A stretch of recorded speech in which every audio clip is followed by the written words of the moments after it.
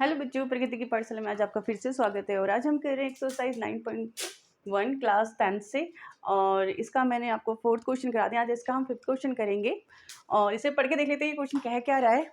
A kite is flying at a height of 60 metre above the ground.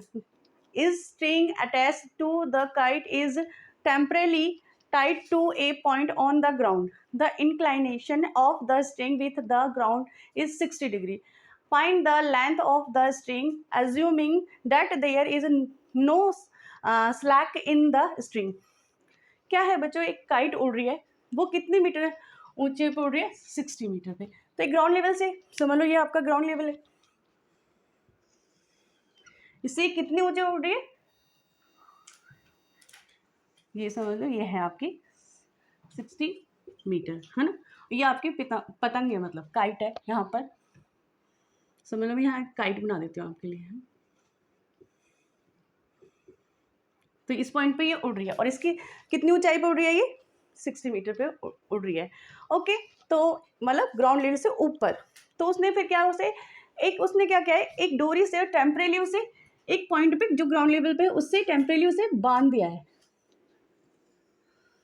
समझ लो, ये बांध दिया यहाँ से। तो उसके बाद उन्होंने क्या किया है बच्चों, उसे मतलब इतने उस पर उड़ी, उसे मतलब डोरी को बांधा गया है। तो उसमें हमें क्या फाइंड करनी है? Find the length of the string, मतलब उस धागे की हमें क्या याद करनी है? मतलब लेंथ याद करनी है। इसको हमें फाइंड करना है इसके अंदर। और उसने क्या कहा है स्पेशल कि मतलब कि उसे मतलब उसमें कोई ढील नहीं है, उस धागे के अंदर ढील ना छोड़ते हुए उस धागे को एक टेम्परेरी तरीके से बांधा गया है।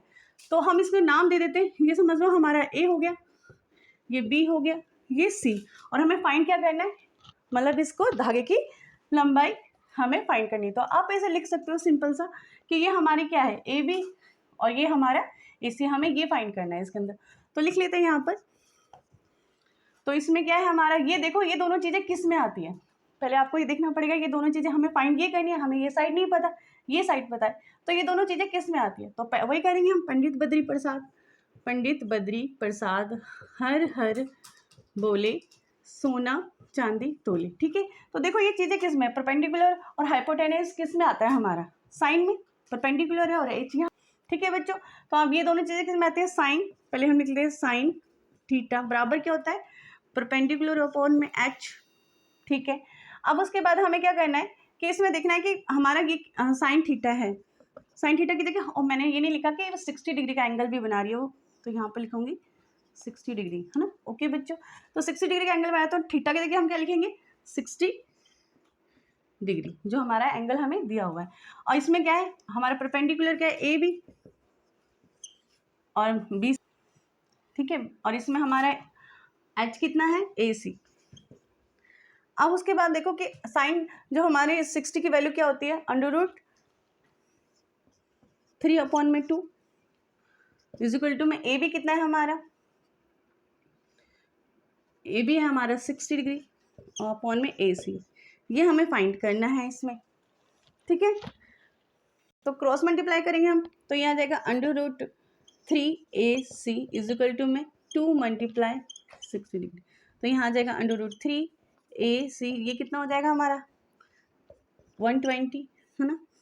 यहाँ पर आ जाएगा हमारा √AC बचेगा यहाँ पर, और ये आ जाएगा 120 अपॉन में √3।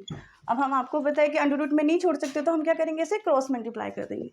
√3 अपॉन में √3, इसको इससे मल्टीप्लाई करेंगे तो ये आ जाएगा हमारा 120 √3 अपॉन में, इसको करेंगे √9 इज इक्वल टू में आएगा 120 √3 अपॉन में 3 के √9 की वैल्यू होती है 3।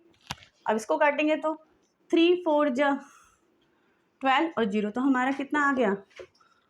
40 √3 मीटर। ये चीज़ हमें फाइंड करनी थी।